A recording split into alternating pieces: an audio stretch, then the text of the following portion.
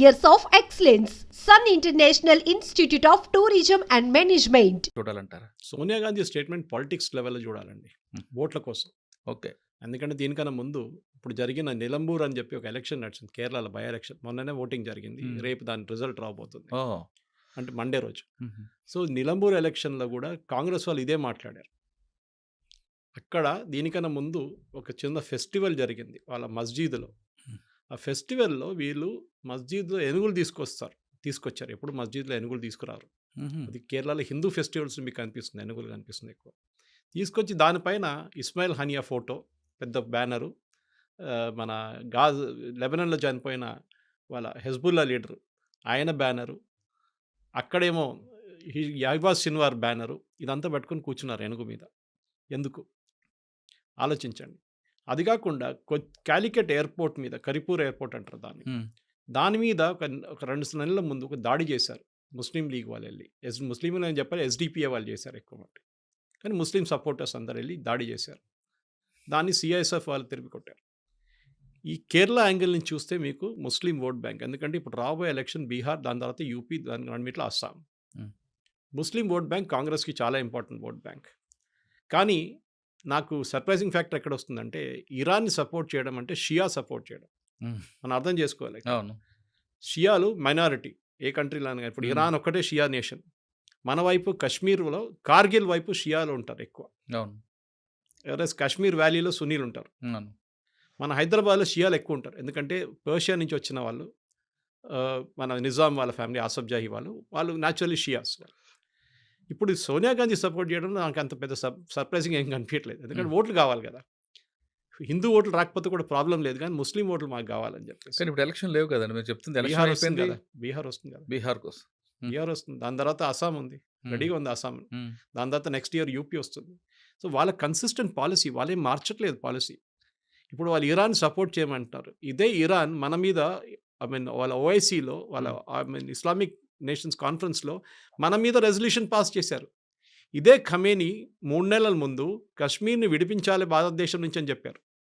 అవును, ఆలోచించండి. అవును. So why should be support ఇట్లాంటి నేషన్? మనం ఎందుకు సపోర్ట్ చేయాలి? మన మీద బాగా వ్యతిరేక, సరే ఇంటర్నల్ పాలిటిక్స్ పక్కన పెడితే కూడా మనకు ఒక స్ట్రాటజిక్ ఇంట్రెస్ట్ అక్కడ ఉంది. ఒకటి చాబార్ ఫోర్ట్ అని చెప్పి పెద్ద ఫోర్ట్ ఉంది ఇరాన్లో. దాంట్లో హాఫ్ ద ఫోర్ట్ మనకి ఇచ్చేశారు. ఎందుకంటే మనకి ఆఫ్ఘనిస్తాన్ ఎంటర్ కావడానికి, లేకుంటే తుర్క్మెనిస్తాన్, అజర్బైజాన్, ఆర్మీనియా ఎంటర్ కావడానికి ఈ రూట్ తీసుకోవాల్సి వస్తుంది ఇరాన్ నుంచి. పాకిస్తాన్ మనం వెళ్ళనియరు అక్కడి నుంచి. ఈవెన్ ఆఫ్ఘనిస్తాన్కి ఏమైనా ట్రక్కులు పంపించాలంటే మనం చాబార్ ఫోర్ట్ డెవలప్ చేసుకుంటే, చాబార్ పోర్ట్ నుంచి మనం మన ప్రోడక్ట్స్ అంతా మూవ్ చేసుకోవచ్చు రైట్ అప్ టు రష్యా. ఆ పోర్ట్ ఇప్పుడు చాలామంది అడిగారు, నిన్న ఒక ఛానల్ డిబేట్లో అడిగారు, అప్పుడు ఆ పోర్ట్ సంగతి ఏమవుతుందండి. It's very interesting question. ఎందుకంటే ఈ రెజీమ్ పడిపోతే ఇప్పుడు వచ్చే రెజీమ్ ఎట్లా ఉంటుందో తెలియదు. ఎందుకంటే దీనికన్నా ముందు మీరు చెప్పినట్లు ఆ టైంలో 70s షా ఆఫ్ ఇరాన్ ఉండేవారు. అవును, పేర్వీ ఫ్యామిలీ వాళ్ళు ఉన్నప్పుడు ఇరాన్ అనేది ఒక మోడర్న్ నేషన్ ఉండే. మొత్తం మీరు బెరూట్ కానివ్వండి, ఇరాన్ కానివ్వండి, ఇట్లాంటి సిరియా చూస్తే మీకు డౌట్ వస్తుంది, అది అమెరికానా, యూరోప్నా, లేకుంటే ఒక ఇస్లామిక్ నేషన్. దాని తర్వాత థియోక్రసీ మొదలైంది. మనందరికీ తెలుసు షా ఆఫ్ ఇరాన్ పడిపోయింది, దాని తర్వాత ఖొమేనీ వచ్చారు, దాని తర్వాత ఖమ్నేనీ ఉన్నారు. ఒక చాలా ఇంట్రెస్టింగ్ కనెక్షన్ ఉంది. ఖమ్నేనీ వాళ్ళ grand father was an Indian, Barabanki నుంచి. ఓకే, ఇది చాలా మందికి తెలియదు. బారాబంకీ యూపీ నుంచి, అతను నజాఫ్ అని చెప్పి వీళ్ళ ఇరాక్లో వీళ్ళ ఇమామ్ది ఒక పెద్ద మసూలం ఉంది అక్కడ, ఆయన అక్కడే బరీ చేశారు. చాలా ఫేమస్, ఈ షియాస్కి చాలా ఫేమస్. అక్కడికి వెళ్ళారనమాట. ఇప్పుడు కాదు, సమ్ 200 ఆ టైం జనరేషన్లో. ఆ టైం బ్రిటిష్ వాళ్ళు ఉన్నారు ఇక్కడ. వెళ్ళినప్పుడు ఏమైందంటే, అక్కడ వెళ్ళిన తర్వాత ఆయనకు ఒక ఇది వచ్చేసింది, నేను రిటర్న్ ఇండియాకి వెళ్ళను అని చెప్పేసి.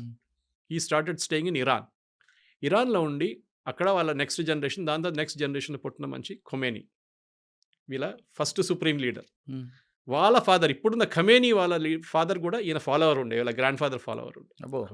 సో ఇండియన్ కనెక్షన్ అక్కడ ఉంది మనకి. షియాస్కి నేను చెప్పినట్ల వాళ్ళకి ఒక థియోక్రసిక్ స్టేట్ వచ్చినప్పుడు భారతదేశం సపోర్ట్ చేయడంలో ఏ ప్రసక్తి లేదు, చేయకూడదు. We should stay neutral. మనకి కార్గిల్లో ప్రాబ్లం వచ్చినప్పుడు ఎవరు సహాయం చేశారు? మనకి ఇరాన్ చేశారా? చేయలేదు కదా, చేయలేదు. ఇజ్రాయెల్ ఇచ్చారు మనకు బాంబులు. బాలాకోట్ మీద కొట్టిన బాంబు బంకర్ బస్టర్ బాంబు అంటారు దాన్ని, చిన్న వర్షన్, ఇప్పుడు పెద్దది కాదు, చిన్న వర్షన్ స్ట్రైకర్ది. అది ఎవరు ఇచ్చారు? ఇజ్రాయెల్ ఇచ్చారు మనకి. అంటే మన దగ్గర ఉన్న ఆర్మ్స్ కూడా ఎక్కువ కూడా ఇజ్రాయెల్ నుంచి వస్తున్నాయి కదండి. హైదరాబాద్లో 2 కంపెనీలు ఉన్నాయి సార్. అవును, ఇప్పుడు యూజ్ చేసిన మన పాకిస్తాన్ మీద యూజ్ చేసిన 2 డ్రోన్లు, ఒక మిసైల్ హైదరాబాద్‌లో తయారైంది. దాంట్లో ఒక మిసైల్ వెళ్ళి పడిన తర్వాత, ఒక డ్రోన్ పడిన తర్వాత దాని మీద హైదరాబాద్ అడ్రస్ ఉంది దాని మీద. సో, ఇజ్రాయెల్‌తోని మనకొక స్ట్రాటజిక్ ఇంటెంట్ ఉంది. మనకు ఇప్పుడు ఇజ్రాయెల్ హిస్టరీ చెప్పుకొని పోతే చాలా పెద్ద హిస్టరీ అది. రైట్ ఫ్రమ్ సోలమన్ టైం నుంచి ఇప్పుడు దాకా. కానీ ఇజ్రాయెల్‌తోని మనకి ఒక ఫిజికల్ కనెక్షన్ చాలా ఉన్నాయి. So, Israel as a nation 1948లో ఫార్మ్ అయింది. మనకు ఫ్రీడమ్ వచ్చిన తర్వాత 1 ఇయర్ తర్వాత వాళ్ళు ఫార్మ్ చేసుకున్నారు. వాళ్ళు కొనుక్కున్నారు ల్యాండ్. అవునండి. బ్రిటిష్ స్టేటస్ నుంచి బ్రిటిష్ వాళ్ళు వెకేట్ చేసినప్పుడు బ్రిటిష్ వాళ్ళు ఎక్కడైనా కానీ మొత్తం మెసప్ చేసి వెళ్ళిపోతారు. మన దగ్గర కూడా అదే చేశారు. ఆఫ్ఘనిస్తాన్ వైపు ఒక లైన్ డ్రా చేసి డురాండ్ లైన్ అన్నారు. వాళ్ళు ఇప్పుడంటే మేము పట్టించుకోమంటున్నారు. ఇటువైపు ఏమో మెక్మోహన్ లైన్ చెప్పి చైనా వైపు అరుణాచల్ ప్రదేశ్ చైనీస్ పట్టించుకోవట్లేదు. మన వైపు కూడా అంతే చేసేయాలి. పాకిస్తాన్ ఇండియాకి లైన్ డ్రా చేశారు. ఇదే ప్రాబ్లం అక్కడ కూడా క్రియేట్ అయింది, ఇక్కడ ఇజ్రాయెల్లో కూడా. ఇజ్రాయెల్ యాజ్ అ నేషన్ వాళ్ళు డబ్బులు పెట్టి కొనుక్కున్నారు ల్యాండ్. ఇది మనం ఇప్పుడు రియల్ ఎస్టేట్ కొంటాం చూడండి, అట్లా కొన్నారు వాళ్ళు. ఆ టైంలో అరబ్స్కి ఇంట్రెస్ట్ లేదు, అంటే అక్కడ ఏం పంటలు ఎవరు, మొత్తం డెజర్ట్ అది. కానీ దాన్ని ఎట్లా మార్చారు మనం అందరూ చూసాం.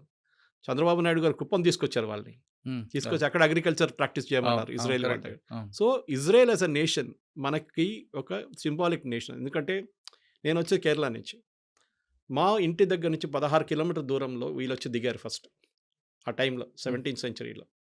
అప్పుడున్న రాజు, హిందూ రాజు అక్కడ, ఆయన సెట్ కమ్, మీరు రండి, మీరు మా దగ్గర ఉండొచ్చు అని చెప్పి వాళ్ళకి ప్లేస్ ఇచ్చారు. ఫస్ట్ సినగాగ్ అక్కడ ఉంది. సినగాగ్ అంటే వాళ్ళ గుడి. నెక్స్ట్ వాళ్ళు కొచ్చిన్కి వెళ్ళారు. మీరు కొచ్చిన్కి వెళ్తే మీరు జూ టౌన్ ఉంటుంది, అక్కడ పెద్ద సినగాగ్ ఒకటి ఉంది. ఒక టైంలో 26 ఫ్యామిలీలు ఉన్నారు అక్కడ జ్యూస్. ఇప్పుడు ఒక్కరు కూడా లేరు, ఒక ఫ్యామిలీ ఎక్కడ ఉంది అంతే, అది కూడా లాస్ట్ జనరేషన్ వాళ్ళు. మిగతా వాళ్ళందరూ వెళ్ళిపోయారు. ఎందుకంటే ఇజ్రాయెల్కి ఒక ఇది ఉంది, మీ గ్రాండ్ ఫాదరో వాళ్ళ గ్రాండ్ ఫాదరో జ్యూ ఉంటే మీరు ఇజ్రాయలీ సిటిజన్షిప్ వచ్చేస్తుంది మీకు. మన వైపు కూడా యనం వైపు ఆంధ్రప్రదేశ్లో అక్కడ ఒక జూయిష్ కమ్యూనిటీ ఉన్నారు. వీళ్ళని కొచ్చినీ జ్యూస్ అంటారు. వాళ్ళని I think they got something else. వాళ్ళు కూడా వెళ్ళి సెటిల్ అయిపోతున్నారు. పాండిచేరి కూడా ఉన్నారు కదండి వాళ్ళు. పాండిచేరిలో ఫ్రెంచ్ ఉన్నారు ఎక్కువ. మన బాంబే వైపు వచ్చారు. అప్పుడున్న బాంబే వైపు వచ్చి అక్కడ కూడా ఒక సినగాగ్ పెట్టుకున్నారు. ఇజ్రాయలీస్ మీరు ఎక్కడైనా వెళ్ళండి, ఇజ్రాయలీస్ ఉంటారు, జ్యూస్ ఉంటారు. Polish juice, Ukrainian juice, Russian juice, German juice ఉన్నారు. ఆలోచించండి. అది కాకుండా మీరు ఎక్కడ వెళ్ళినా కానీ జ్యూస్ ఉంటారు. మనం చిన్నప్పుడు ఐ థింక్ మర్చెంట్ ఆఫ్ వెనిస్లో ఉందనుకుంటా, ఇది షైలాక్ అని ఒక క్యారెక్టర్ విని ఉంటారు మీరు. డబ్బులు అప్పులు ఇచ్చేటోడు, ఇచ్చి విపరీతంగా ఇంట్రెస్ట్ తీసుకుంటుండే, అది కాబోలీ టైప్. తో ఇప్పుడు ఎవరైనా అట్లాంటి పని చేసినప్పుడు షైలాక్ అని అంటారు. అవును, కొంతమంది అట్లా అంటారు, కొంతమంది కాబోలీ వల్ల వదలరా అంటారు. అది తో షైలాక్ లాంటి వాళ్ళు. ఎందుకంటే వీళ్ళు ఇజ్రాయలీస్ జ్యూస్ ఒక ఉంది సార్, డబ్బులు, మీడియా, ఇది ఎప్పుడు వాళ్ళ చేతిలో ఉంటుంది. మీడియా ఎప్పుడెప్పుడు వచ్చింది, కానీ దానికన్నా ముందు డబ్బులు.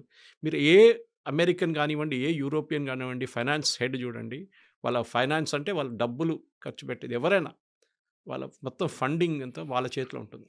దానికోసం ఏ అమెరికన్ ప్రెసిడెంట్ అయినా భయపడతారు. వాళ్ళు మీడియా వాళ్ళ చేతిలో ఉంటుంది. వాళ్ళు కంప్లీట్గా అమెరికన్ ప్రెసిడెంట్ దింపగలరు కిందని, అంత పవర్ ఉంది వాళ్ళ దగ్గర అనమాట. సో న్యాచురలీ మనం ఎందుకు వాళ్ళతో ఉండకూడదు? వీఆర్ ఎ డెమోక్రటిక్ నేషన్, వాళ్ళు కూడా డెమోక్రటిక్ నేషన్. వాళ్ళ దగ్గర ఉన్న కోయిలేషన్ మన దగ్గర లేదు. వాళ్ళకి 30 కోయిలేషన్లు ఉంటాయి, 30 పార్టీలు ఉంటాయి, అక్కడ 26 పార్టీలు ఉంటాయి. మన దగ్గర అంత పెద్ద ప్రాబ్లం లేదు ఇక్కడ భారతదేశంలో. నలుగురు చంద్రబాబు నాయుడు జేడీయూలు అంటారు. మనకు ఒక ఫిజికల్ కనెక్షన్ ఉంది, మనకు ఒక ఎమోషనల్ కనెక్షన్ ఉంది వాళ్ళతో. ఇప్పుడు సోనియా గాంధీ సపోర్ట్ చేయమంటే వాళ్ళ పార్టీ కోసం చెప్తున్నారు అంతే, వాళ్ళ పార్టీ నుంచి ఓటు రావాలి. కానీ మీరు అడిగిన second part of the question, ఈ వార్ ఎవరైనా గెలుస్తారా అంటే డెఫినెట్గా ఇరాన్ ఓడిపోతారు, దాంట్లో డౌట్ లేదు. దాంట్లో 2-3 కారణాలు ఉన్నాయి. ఒకటి సపోర్ట్.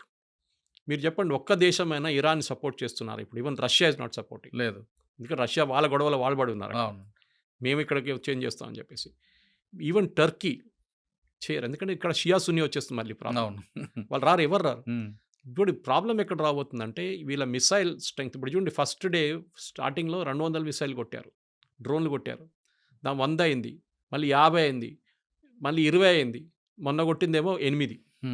అంటే వాళ్ళ మిసైల్ స్ట్రెంగ్త్ తగ్గి వస్తుంది, వాళ్ళ ఇన్వెంటరీ తగ్గుతుంది. ఎందుకంటే వీళ్ళు క్రియేట్ చేసిన 3H వీళ్ళ శాటిలైట్స్, వీళ్ళ ప్రాక్సీస్ అంటారు చూడండి, హెజ్బుల్లా, హూతీస్ అండ్ హమాస్. వీళ్ళు ముగ్గురిని వీళ్ళు వెపన్స్ ఇచ్చి, డబ్బులు ఇచ్చి లాస్ట్ 40 సంవత్సరాల నుంచి వీళ్ళు ఒక కంప్లీట్ ఎంటిటీగా క్రియేట్ చేసుకున్నారు వీళ్ళు. ఇప్పుడు ఏమైందంటే వీళ్ళు మొత్తం పోయారు. ఇప్పుడు వీళ్ళు హెజ్బుల్లాని ఫినిష్ చేసేస్తారు, నస్రుల్లాని ఫినిష్ చేసిన తర్వాత హమాస్ని ఫినిష్ చేసేస్తారు. హూతీలను యూఎస్ వాళ్ళు చూసుకుంటున్నారు.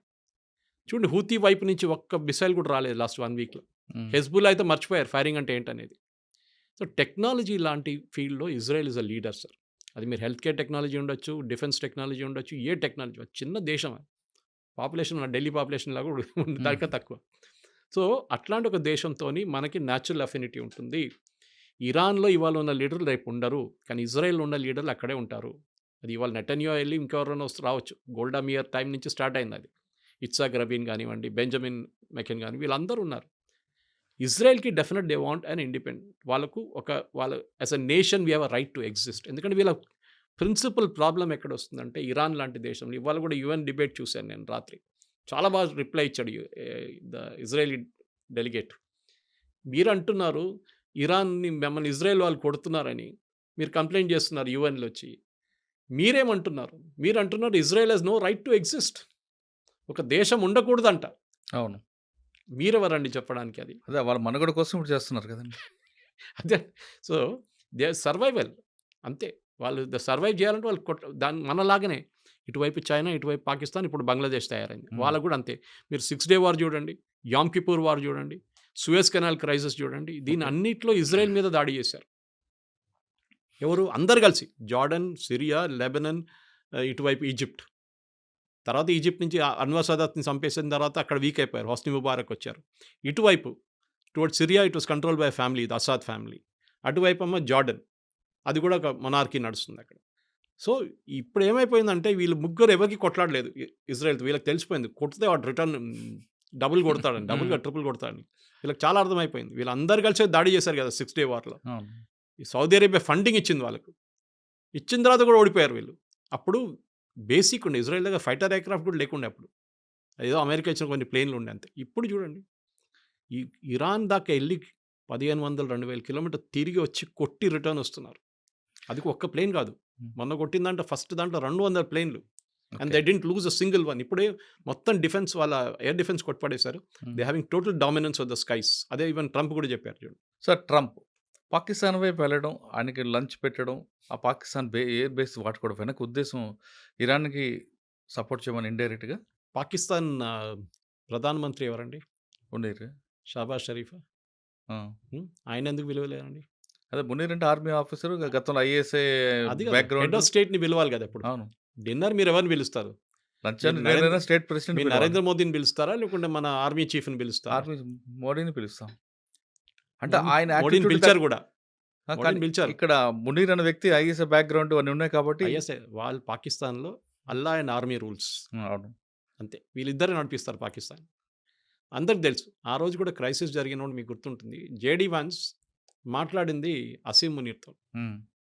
He didn't speak to Shahbaz Sharif. తర్వాత మాట్లాడంటున్నారు. అది కొంచెం ఫేస్ సేవింగ్ ఎక్సర్సైజ్ అది. కానీ ఇండియాతో మాట్లాడినప్పుడు ఈ spoke to prime minister Modi. Correct. ఎందుకంటే పవర్ ఎవరి దగ్గర చూస్తున్నారు. పాకిస్తాన్ భయం మునీర్ దగ్గర పవర్ ఉంది. వీళ్ళకి భయం ఏంటంటే, సార్ మీరు చెప్పింది ఒక బేస్ ఇస్ వన్ ఆబ్జెక్టివ్. అది వాళ్ళు ఎప్పుడైనా వాళ్ళ పక్కన ఖతార్ల బేస్ ఉంది, ఇంత పెద్ద బేస్ ఉంది వాళ్ళ దగ్గర. ఒక సంవత్సరానికి దాని మెయింటెనెన్స్ కాస్ట్ $6 బిలియన్.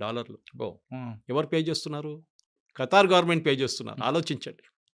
యూఎస్ బేస్ని మెయింటైన్ చేసుకోండి ఖతార్. ఎందుకంటే వీళ్ళకి తెలుసు యూఎస్ ఉన్నదాకా మా మీద చేయబెట్టడు. Qatar is the foundation of terrorism. అందరికి తెలుసు. అది ముస్లిం బ్రదర్హుడ్ కానివ్వండి, అల్ఖాయిదా కానివ్వండి, ఐసిస్, అందరూ ఈవెన్ హమాస్ లీడర్స్ కూడా అక్కడే కూర్చుంటారు. కానీ వాళ్ళు ముట్టరు. యూఎస్ కూడా ముట్టరు. కానీ మన దగ్గరకు వచ్చినప్పుడు ఈ ప్రాబ్లం వచ్చినప్పుడు పాకిస్తాన్ అసీం మునీర్ ఎందుకు పిలిపించారంటే, మెయిన్లీ వాళ్ళ దగ్గర న్యూక్లియర్ మిసైల్స్ ఉన్నాయి. ఏ న్యూక్లియర్ మిసైల్ అసెంబుల్ చేసి పెట్టరు. న్యూక్లియర్ వార్ హెడ్ సపరేట్గా ఉంటుంది, మిసైల్ సపరేట్గా ఉంటుంది. This is the delivery system. ఇది ఇక్కడి నుంచి అక్కడ కొట్టాలంటే ఇది